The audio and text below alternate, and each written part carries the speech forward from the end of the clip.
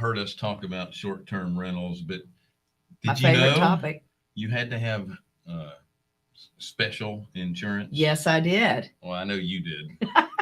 But you folks out there, did you know you had to have special insurance for your short-term rentals? We're going to talk about that and a few other things right after this.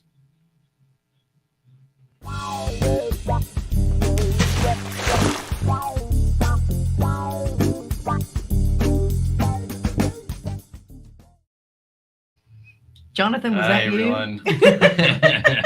Yeah, that's how he paints. Yeah. Thank you so much for joining us on the Real Estate Investors Show. Hard money for real estate investors. We are Carolina Capital Management, and we are lenders in the Southeast for real estate investors. If you're interested in borrowing money, go to carolinahardmoney.com and click on the Apply Now tab. If you're a passive investor looking for passive returns, click on the Accredited Investor tab. Don't forget to like, share, subscribe, hit the bell, all that good stuff, and sign up for Wednesdays with Wendy.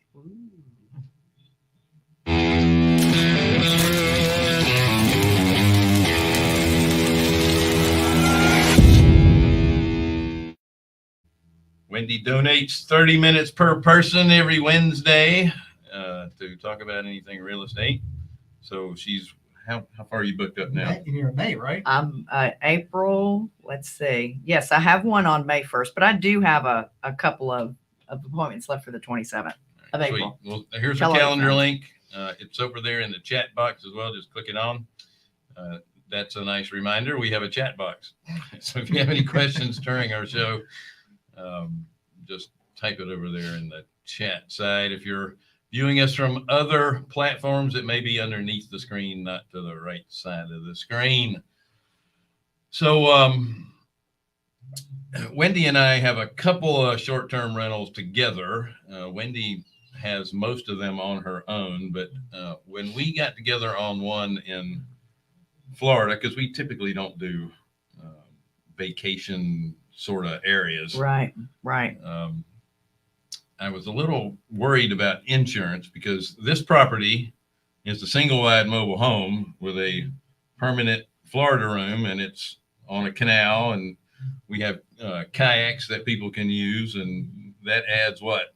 Liability. Yeah, absolutely. Yeah. So we wanted to make sure that we had the proper insurance. That's right.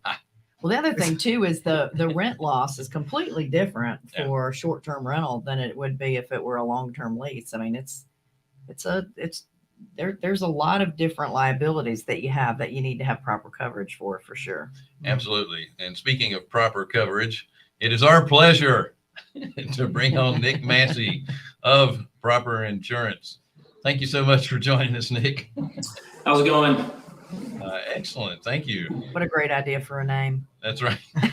We hit the nail right on the head. Got to have that proper coverage. So listen, I was blown away when I found out I could get that type of coverage on a single wide mobile home. Because, there's a lot of people that are doing tiny homes and what are those tent Tree houses, yurts and stuff. Yeah. Glamping. Do you do glamping too? Depends on the situation, but Yeah. the yurts, the tree houses, tiny homes, manufactured homes to large mansions all across the U.S. We'll look at and try to insure just about anything as long as it's a short-term vacation rental property. That's awesome. That's sweet. I do have a question right off the bat for you, and it's about it being a business. What? I'm laughing because your computer next door is so loud that I can hear our show about 3 minutes behind. I don't know why it's even on in there. Anyway, what the heck was I going to ask? I have no idea. I just had to giggle All about it. right, your short-term rental being a business, is it classified as a business, and how does the insurance coverage? Why is it different for that? So the classification of a business at a property starts with the definition in the insurance contract. So you and I may have a disagreement on whether or not my Airbnb or Vrbo rental is a business, and that's all. It's all fine and dandy. But when the standardized insurance language out there says anything that you get compensated for greater than $2,000 a year is considered a business, then we need to rely on the insurance contract and how they define it. And the biggest reason for that is if you have the wrong insurance policy and they're defining this activity as a business and has a business activity exclusion, you have no coverage, no liability protection, no property protection. And everything you've put all your blood, sweat, and money into this asset to try and get an ROI, and God forbid if somebody vandalizes the home or slips and falls and has a liability incident, now that contract is defining this as a business activity and you have no coverage. So give us an idea of some of the unusual things that would be covered. Like, we love stories, examples, just like the commercial on, who is it that does the commercial? State Farm. Give us an example of some of the unusual things. Yeah, I mean, we see and hear about a lot of crazy stuff at vacation rentals. Bed bugs is one that comes up far too often. And we're one of the only companies, we're the first company to actually come out with bed bug coverage for property remediation as well as liability. And then some of our competitors have, duplicated, of course, but we were first to market. So that's one that comes up that's unkind. You don't want that in your property. One of the craziest stories I have from one of my actual clients here is a small cabin in Washington State, 2-bedroom cabin. The gentleman who was our insured craftsman he built this thing by hand. Wow. He builds custom furniture and cabinetry. So everything in this house, this little cabin of his was just, to the nines, if you will, for woodwork. And he had some guests show up on a Friday night, and his neighbor called him and said they were getting kind of loud. And so he went through the process with Airbnb to cancel the reservation and get them kicked out, which Airbnb did. But then these people came back the next evening with about 200 other people and caused about $105,000 worth of damage to this little 2.5 bedroom cabin. Oh, wow. There's a couple of things with that. Number one, there's way too many folks out there who have a false security through Airbnb's air cover. It's great that it's there, but it's not really insurance. They canceled the booking. Airbnb only covers you when the property is a booking. So that was no help from Airbnb there because of that term. Additionally, we have something called property entrustment, which is a common exclusion in insurance policies, just like the business activity exclusion. So this more or less fell under the definition of guest caused damage. Did they break in? Yes. Could there be an argument against the other insurance contracts out there that this was forced entry to a certain extent, but there's this gray area with the Airbnb booking happening and them kind of knowing who the owner is through that. And that's where everybody hates insurance companies because I'm sure they would have found a way to deny that. But that's where we come in, and I wish we could be like State Farm flying in with a cape. Yay! But $105,000 in damage, and that included loss of income as well, because you obviously can't rent out the property while you're going through that big, huge repair. Some of the other stuff that we've seen that isn't necessarily odd or crazy. Well, there was one really odd one. So pet-friendly properties are very popular. And a lot of guests out there will kind of, subdue the pet or the size of the pet that they're bringing to the property. And in this particular case, what ended up happening was the guest brought 3 pigs to the home and didn't take them outside. And so they made a huge mess inside the home for the 4 or 5 days they stayed there. That was probably one of the oddest ones for sure, I think. That is on that. So many questions. Yeah. Yeah. One, did you fly with the pigs or did you drive with them? What does your car look like? Like one pig might be like, okay, whatever, like a pet pig, but 3 of them, it's kind of, yeah. You just have to wonder about people. It was funny. because you reminded me, I was in the airport last night, and one of the police dogs, the sniffing dog, was making a beeline for the people that were getting off of my plane. I was waiting for a friend of mine to get off, and the officer is holding the dog back as it's making a beeline. Now, it didn't stop at the people. It went right to the door that says pet relief area. So it knew where to go. And it said, it's time for me to get the heck out of here. Not so much with the pig. Well, one of the things that I appreciated with your company when I was applying for the insurance is the questionnaires that you have on there about the different things that you offer with your short-term rental, The like amenities. bicycles and, in this case, kayaks, because, our place is right on a saltwater canal, and I do provide kayaks, but you have a checklist for, what do you call them? Amenities, I'm talking about with a Like bicycle, this. do you have helmets? the safety equipment that goes Yeah, with it. your what am I? Flotation vest. devices. That's what I'm. Sorry, it was a long trip last night. But those are things that a lot of people don't think about having, and who is there to check every time a guest checks out to make sure that those items are still there for the next guests that come up, and that's very beneficial to the person that's having the short-term rental that may not be Thinking aware about that. it. Yeah. It's a great little checklist to have. Yeah, most of our clients are new to the space, right? They're not, a lot of our clients have been doing this for a few years, but for the most part, we're dealing with folks who've been in it for less than a year.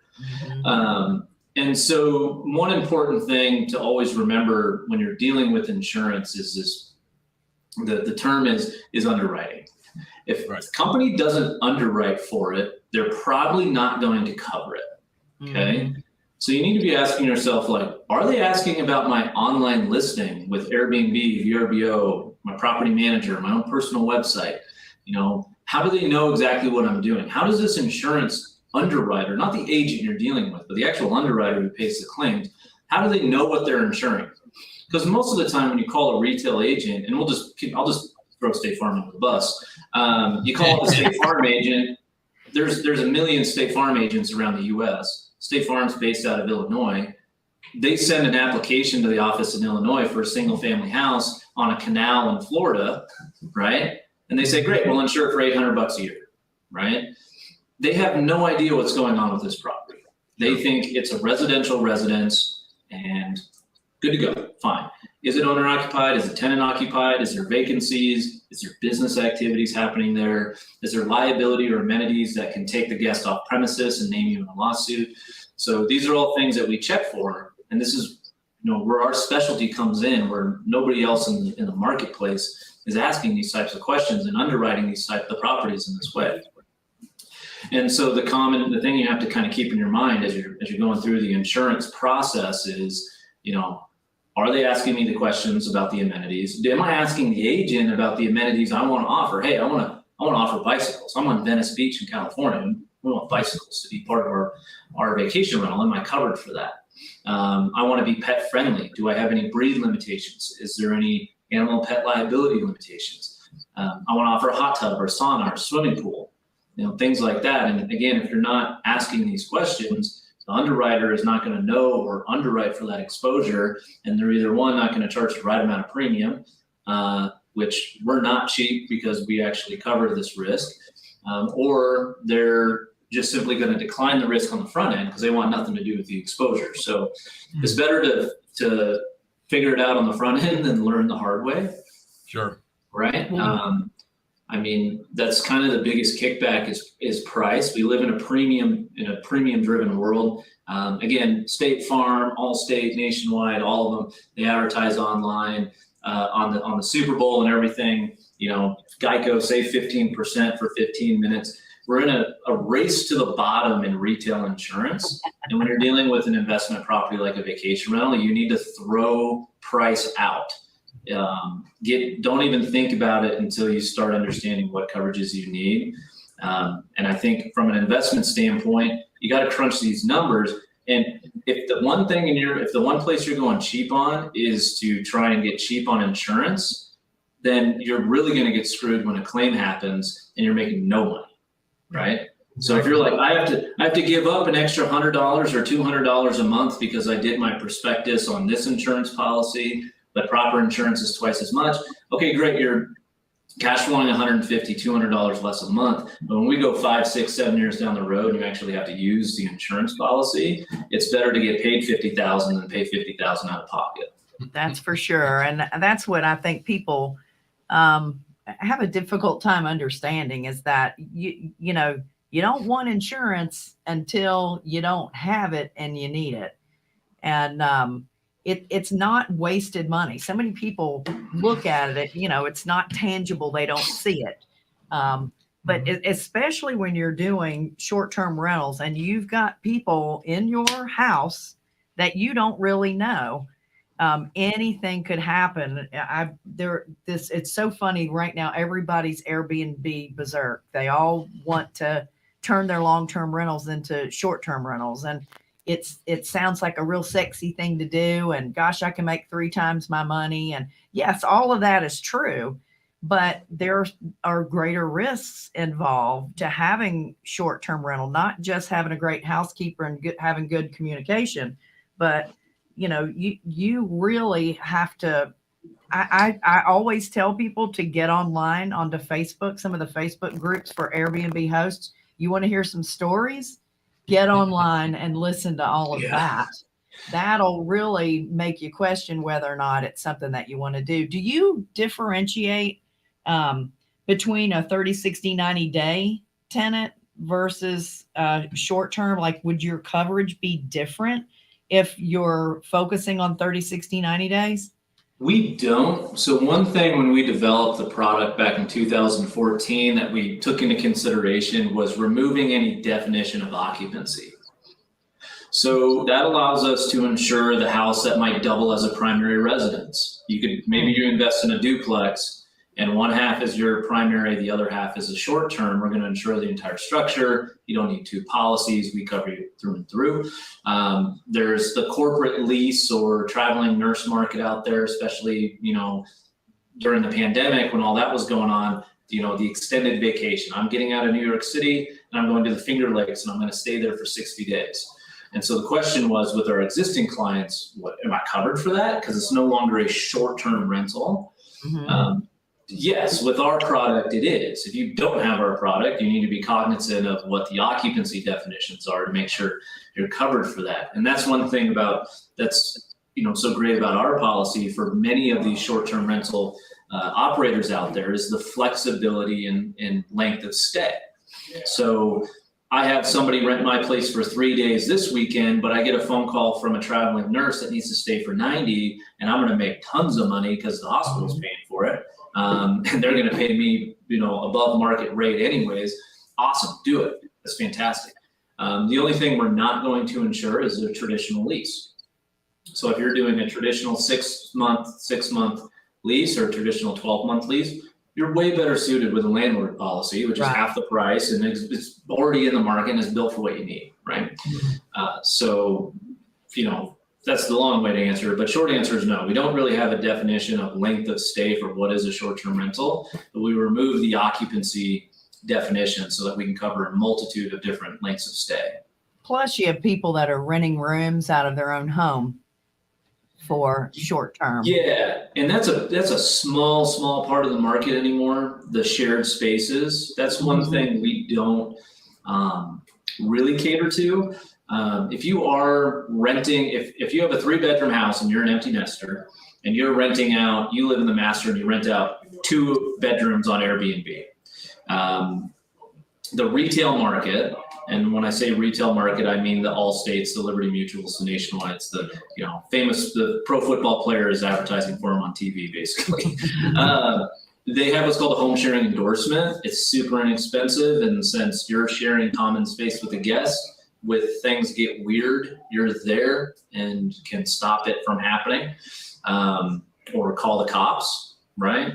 So when you're renting out individual rooms with shared spaces in your house, proper insurance is not the right fit. Okay, you need a home owner's policy with a home sharing endorsement. It maybe costs $250 a year. That's a better fit for that type of exposure. Awesome. That's good info. Yeah, if you have a 9-bedroom house and you live in 1 bedroom and rent out 8 individual bedrooms, you're a hotel. Right. You should probably go look at a hotel motel type policy in that case. If you have let's use the same example, right? Because all these investors, you guys are going to have different types of things. It's not all the basic single family house or condo. So I go and buy an old hotel in Florida. We see this a lot. So I find a motel in Florida. I get a great deal on it. I'm borrowing money from you guys, doing a big renovation, and I'm making 9 individual units under one roof. They have their own kitchen. They're basically 9 studios. Their own kitchenette, their own bathrooms, their own means of egress. There's no shared spaces with guests. I don't have a shared pool. I don't have shared hot tubs or sauna. I'm no longer a motel or a hotel. I am basically 9 apartments under one roof. We would insure that because there's no shared spaces. It's no longer a hotel motel type risk. There are 9 individual short-term rental studios under one roof, right? So that would be something we would look at. I would think that shared space since COVID is probably much smaller share of the market anyway. It is. People don't want to mingle anymore anyway. It's last I saw, which was late 2021, was that about 12% of the US listings on Airbnb were private rooms. Right? So that's a very small portion of the market that's left. That's just renting out a spare bedroom in their house. Right. And that's how it started. Well, I was going to say, I see that let's say you have a guest apartment sort of thing, pool house kind of place, or room over the garage where you're not really having a shared space. That makes a lot more sense to me than renting out rooms in your house, because again, as the owner of the home, you never know who's going to be there. And as the person renting, you never know who's going to live there. Yeah, it's and that's a very common thing that we see a lot is I'm renting the space above the garage, or I turned my detached garage into an apartment and rehabbed it. Those are very common, and we see that all the time. But for the most part, I mean, again, if you're investing big dollars in a huge piece of real estate that's going to have multiple listings on it, it's going to be really tough to get insurance if there's shared elements at that property. And you may have to end up insuring it like a hotel. And now you're playing ball with Hilton, and that's not cheap insurance. Right. Or bed and breakfast style stuff. So, I mean, our target market is the single family home, townhome, condo, cabin, some of the oddities like the tree houses and the yurts and stuff. But a single family house that's rented to one party at a time, completely private. They have the space for whatever their length of stay is going to be. That's our target market. And that's what we're seeing all these claim declinations happen all across the US, is that properties like that, where we weren't honest with our insurer, and they found out I'm a vacation rental after the claim and they denied the loss. And now I'm out of pocket $10, $20, $30, $40, $50,000. Right. And could be way, way more than that if it's a liability claim. I mean, just to date in Florida, there's been 8 pool drownings at vacation rentals. Wow. So pool safety is a big thing. You gotta have depth markers. You need to have safety equipment. Everybody should check out Breezeway Safety, Justin Ford and his team over there. If you operate a vacation rental, insurance should be the last thing to hit. I mean, you need to take the safety steps first and make sure you have all the right stuff. One thing Justin always brings up that rings a bell to me is, if this is your personal second home, all the quirks, right? When you walk out the back door, you have to watch your step because it's that much of a drop down to the patio, or the thermostat doesn't really work right at that setting, so you got to kick it up one more notch, or that the water heater is touchy and 120 degrees is actually 150 degrees, right? It's going to burn skin. So these folks don't know that when they come to your property. So you need to make sure you're doing everything you can to make it as safe as possible. And the biggest issue, injuries happen more to children in vacation rentals than they do adults. And that's because when you pull up to your vacation rental, mom and dad are getting everything out of the car and the kids just run off. They're gone. Right. There's been stories of guns being found in vacation rentals that were left by previous guests. Wow. Children falling off bunk beds or falling off loft ladders within the first 5 minutes of being in a vacation rental and getting seriously injured. So safety needs to be the first step. You're gonna get money. You're gonna find the property. In order to close on that property, you need insurance. So that's when you call me and my team and let's get you taken care of there. And then your next thing after closing, you're gonna furnish the property. And while you're furnishing it, you might as well go through a safety inspection with Breezeway. You That's just good info. convinced me to get rid of my bunk beds at one of my places. Oh, come on. No, they're going down. Your cleaners will love you. Yeah, they are a pain in the neck to Yeah. change the sheets. Wow. Yeah. Listen, we grew up with bunk beds. Maybe that's what my problem is now, but I fell off a lot. We have a dear friend of ours who's an attorney.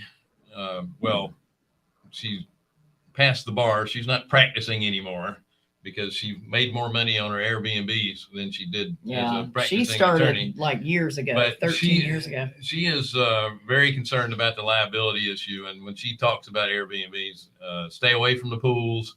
If you have them, get them filled in. Yeah, yeah. Because she's worried about the liability. So I hear you there. Some of our most successful clients, I feel like, have the most basic amenities at their property. I mean, it's great proper. We're going to cover the boat, the kayaks and the bicycles and the sauna and the hot tub and the pool and fishing equipment for the lake and all of that. Awesome if you have all that.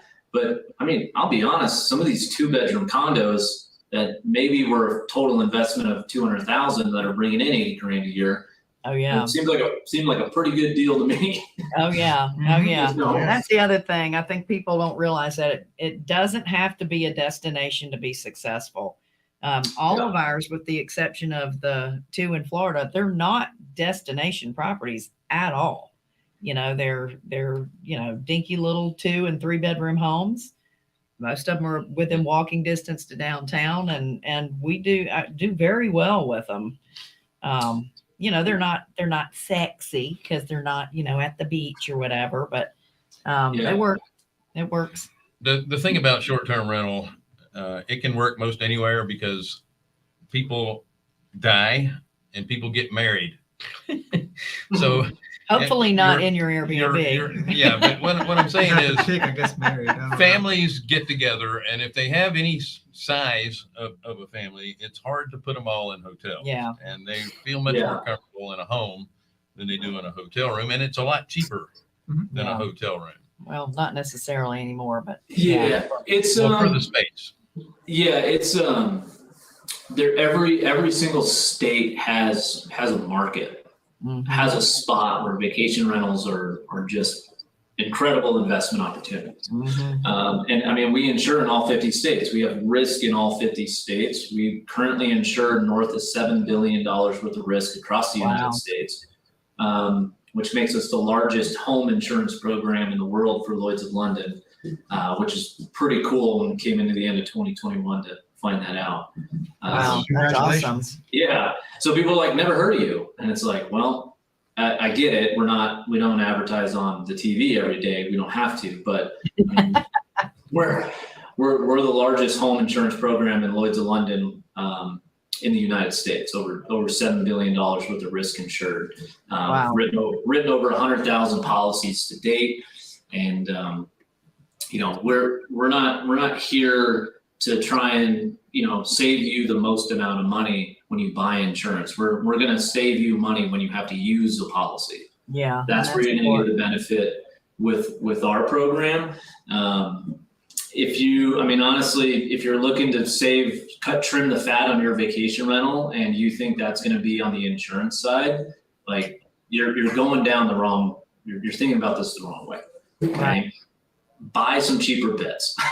Yeah, yeah. Find other ways to trim the fat other than insurance. But if everyone's going to shop, so my recommendation to everybody listening, after you secure your money and you start shopping for your property, you have to have insurance to close on the property, unless you're going in 100% cash. And even if you're going in all cash, you still want insurance, but you need to ask the right questions. Don't just go on to Geico's website or Progressive's website and plug in your address. They kick out a 2-page quote that doesn't say anything about what's actually covered. It's $800. You click the button and you move on. You need to talk to an agent. You need to ask these questions. You need to explain to them that you're doing short-term vacation rentals. You need to ask them, if a guest vandalizes my home during their stay, how much coverage do I have? Right. Is it $5,000? Is it $50,000? Is it my limit of insurance? I'm going to offer bicycles. Do I have liability that extends off and away from my property line or not? Or am I only covered for stuff on property? Because then, based on what type of insurance policy you have to manage your risk, then you're going to make the decisions on what type of amenities and how you're going to set up your vacation rental. Not everybody's going to buy our policy. But I'll tell you what, if you're a lakefront home, or for you guys, you're on a canal and you offer kayaks, you cannot have an insurance policy that only covers liability on the property line. Right. It serves you guys no purpose, right? Right. So you need to think about these. Now, I have a condo in Boston on the 10th floor. It's a 1-bedroom. Like, I don't think I need all of this coverage. I get it. I understand. And maybe our policy is not for you. And that's fine. You can go with one of these other options. Just understand what you are and are not covered for. Right. This is completely different than what you've done your entire life, especially if you've been investing in long-term rentals for the last decade, let's say, and you're ready to jump into vacation rentals. Don't just call your agent that's been writing your long-term rental policies and expect to get the best coverage out there. It's just not going to happen. Right. You're going to get a modified landlord policy that's weak on coverage and weak on liability, and the price might seem right, but if you ever have to file a claim, you're going to find out, unfortunately, the hard way, that's going to cost a lot more money in the long run than it does saving a couple $100 a year. So if somebody needs to get a quote on, obviously, if it's not the standard type of a house, they're going to have to talk to somebody. Best way to reach is with the URL, Proper Insurance? Yeah, our website, www.proper.insure. If you just Google, Airbnb insurance, will be number one that pops up there on the natural page rank. There's a button right there that says get a quote. You're going to fill in your property details, and we want to talk to every single person that quotes with us. So you can expect a phone call from an agent within 24 hours in our office to talk to you about your property and talk to you about our product and answer those questions for you and see if this risk management is the best for you, right? There's tons of information on our website too, so feel free to click through, educate yourself, read up on everything.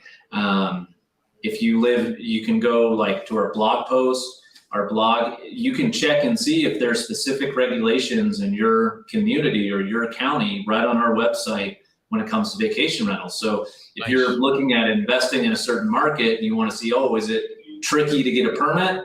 There's a map right there that has. Oh, that's awesome. You can just click on it. It'll take you to a blog post that links you to the regulation, so you can kind of read through and see what you need. To keep it on theme, most all of them require insurance. Most all of them require $1 million limit of liability. Right. And that all comes stock on our product. So we try to make it really, really easy for everybody. But yeah, you put your info on our website, and to get a quote online, you'll get a phone call typically within 24 hours to discuss the property. We like to know who our clients are. We want to talk to you. We're not trying to be ghosts and just send you a number and hope you sign up and we never talk to you. That's not how we do business here. So, in full disclosure to everybody, we're going to be more expensive. And so just anticipate, if you're looking at a quote from your local agent for $1,500, I'll be honest, we're probably going to be $3,000, right? Yeah. But the coverage is going to be far superior to anything else on the market. Awesome. Well, Thank that kind of you. reminds me, since we have a canal and a kayak in Florida, do I need to get a alligator bite rider? No limitation on animal or pet liability, so you're good. Okay, good. Already included. Awesome. Nick, we really appreciate you Yeah, coming on good stuff. and discussing this. It's very important information. Short-term rentals is a big deal right now. Mhm. We want to make sure that people have the proper information. I keep Yeah, adding proper. Yeah. It's Correct. a different animal. And there's a reason that the big retail markets and those policies are not exclusively endorsed by Verbo and the Expedia group. Right. They simply don't cover this. Right. That is an endorsement that we're extremely proud to have from Verbo and the Expedia group as the recommended comprehensive vendor for their clientele. And at the end of the day, I mean, we look forward to talking to everybody. We hope we can, help you find a solution to your risk management and your vacation rental, and hope to see you become a proper customer. Awesome. That's again, we Good certainly stuff. appreciate you coming on and Yeah. sharing Thanks with so us. much. Folks, we have gone past our time, but I wanted to keep going because Good Nick stuff. had some great content there. And we have more people viewing. That's right. So thanks again, guys, for joining us on the Real Estate Investor Show. Hard money for real estate investors. We are Carolina Capital Management. We are lenders in the Southeast for real estate investors. If you are interested in borrowing any money from us, go to carolinahardmoney.com and click on the Apply Now tab. If you're a passive investor looking for passive returns, click on the Accredited Investor tab. Don't forget to like, share, subscribe, Hit the bell. hit the bell. And check out our and sign up with long-term program for short-term rentals. Day with Wendy. We'll try to talk at the same We time. have other projects or products as well. Yeah. So you guys have a great day. We'll see you soon. Thank you very much. Bye, guys.